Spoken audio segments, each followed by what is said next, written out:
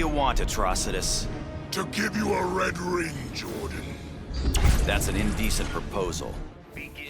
Learning a new fighting game can be a daunting task. With games in the genre getting more advanced, players are required to learn new mechanics as well as mastering the wide variety of characters these games have to offer. In this series of pure basics, we hope to provide a beginner's guide to the heroes and villains of Injustice 2. In this episode, we are going to be taking a look at the founder of the Red Lantern Corps, Atrocitus. Atrocitus, formerly known as Atros, was a native to the planet of Riot, and for a time, he lived peacefully as a psychologist. But that all ended when a programming malfunction occurred in the then universe protectors known as Manhunters. The cybernetic androids then slaughtered the entire planet, leaving only a handful of survivors. Atros was one of these. Blaming the incident on the Guardians, he swore vengeance. Eventually, this led him to found the Red Lantern Corps, becoming the first Red Lantern. Red Lanterns are fueled by rage instead of willpower, and Atrocitus' rage is immeasurable. He then dedicated his corps to fight the Guardians, including their precious Green Lantern Corps. But anyway, let's get on to the moves and abilities available to Atrocitus. Of course, he has his standard wall bounce, which is done with back 3, as well as his overhead, which is done with forward and 3. He has his standard jump attacks,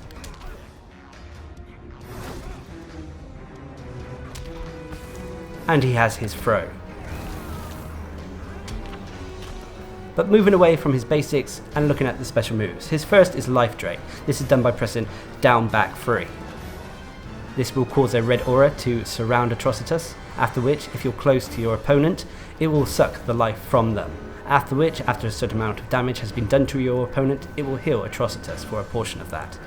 However, if you're at all hit whilst the Life Drain aura is active, you will lose its benefits and have to recast it. Life Drain can be meter burned, however, only after a certain portion of health has been drained from your opponent.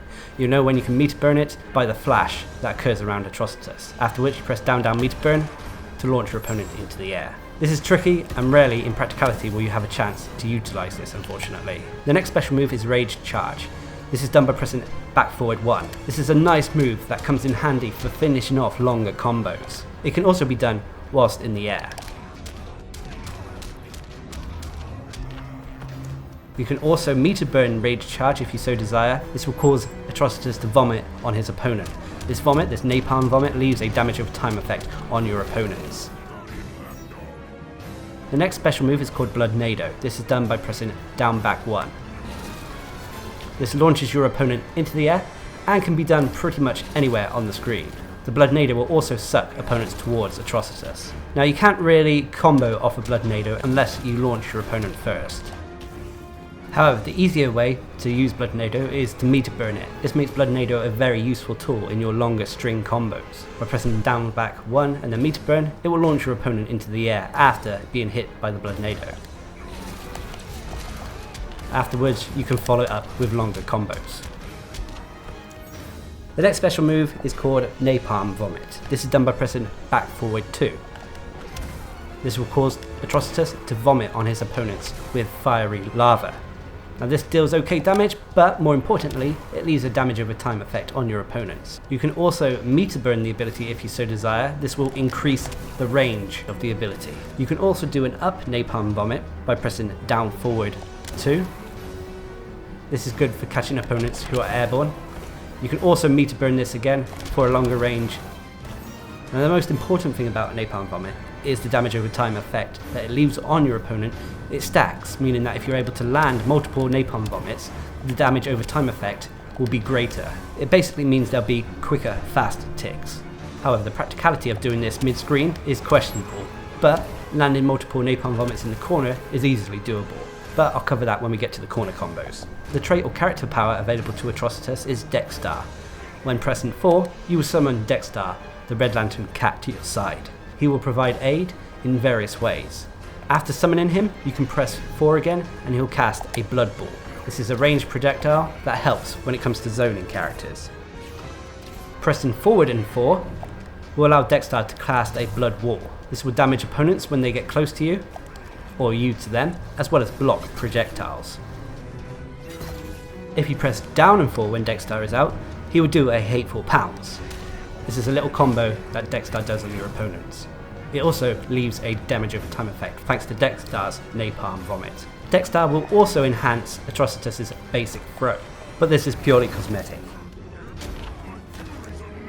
Now with Dex-Starr out, some of Atrocitus' basic combos will become more advanced. For example, with Dex-Starr out, if you press 2-2-3, it will cause Dex-Starr to finish off the combo.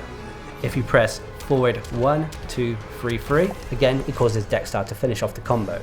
And lastly, with Dex-Starr out, the last combo is back 2-3-3. Moving on to the basic combos available to Atrocitus. His first one is Blood and Rage, which is done with forward 1-2-3. This is a nice move that launches your opponents into the air and can be finished off with air special moves. Next is Bloodbath, which is done by pressing back 2-3.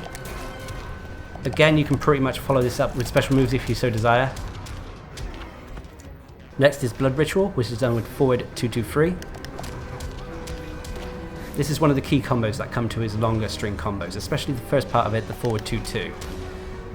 The reason being is that if you do forward 2-2-3, it hits for an overhead afterwards, meaning that ducking opponent will be hit, but should they be standing up to anticipate the overheads, then you can follow up the 2-2 with a Blood Nado to hit low.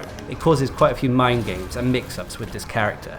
Next is 5 inversions, which is done by 1-1-2-3.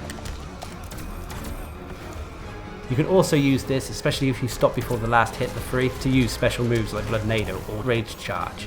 The next special move is Freshly Dead, which is done by pressing forward 1-3. Another move that ends in an overhead and knocks your opponent to the floor. The next basic combo is Instrument of Vengeance, which is done with just 2-2. You may have seen me do this move earlier, because this launches your opponent into the air, where you can catch them with a Blood Nado following it. I will say that if you follow up 2-2, then it gives you an opportunity to summon Dex-Starr out quite safely. One of the biggest issues with Dex-Starr is that trying to get him out can be risky, leaving you open for attack. The next basic combo is Return to Yasmol, which is done with forward 2-2, grab. And his final combo, and the most simple one, is Heartless, which is done with 1-1-1. Now moving on to some of the longer strings available to Atrocitus. Now with Atrocitus' meterless combos, most of them involve launching your opponent into the air via other means. For example, you could press 2-2, then Blood Nado, and then follow it up with either a special move or another combo string if you can fit it in. A simple combo with Dex-Starr out would be to be forward 1-2-3-3, 1-1-1, then Rage Charge, which if you so desire can be meter burned at the end for some flashy napalm vomit.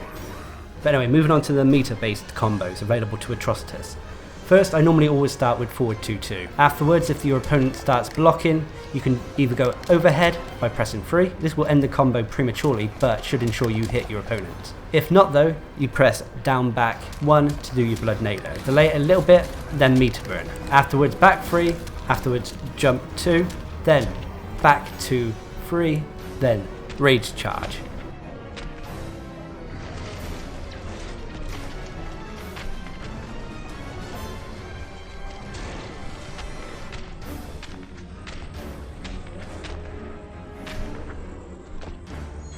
Now let's get on to some corner combos available to Atrocitus. One meterless combo would be Uppercut, Napalm Breath, forward 1-2-3, Rage Charge. If you so wanted to, you could also finish it off with a meter burn. Unfortunately, this combo tight timing is needed.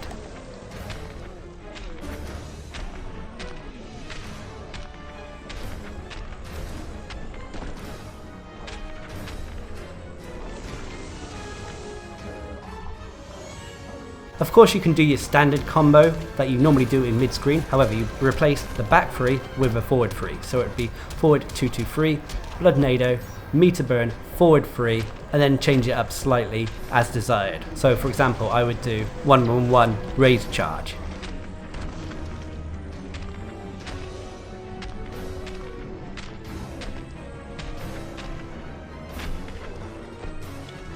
However, combos with Dex-Starr in the corner become very interesting. Although not as good as they once were, they are still quite deadly. This utilises both Dex-Starr and your napalm vomit. All you have to do is make sure Dex-Starr is out, and then when an opponent is in the corner, you do an overhead to start the combo, or uppercut.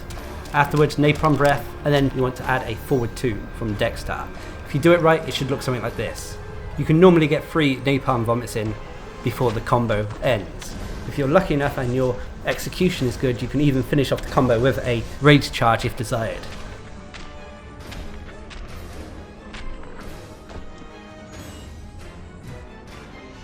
Atrocitus' super move is called the Butcher, and this is done by pressing flip stance and meter burn. Unfortunately, this move is quite close range, so you need your opponent to be near you in order for it to connect. Hit confirming it from a combo is normally the best option. Now overall, Atrocitus is a very pressure heavy and bully character. He wants to get up close and personal with his opponents and beat them down with his rage. Through his abilities, his damage over time effects, and even healing effects, he becomes a tough character.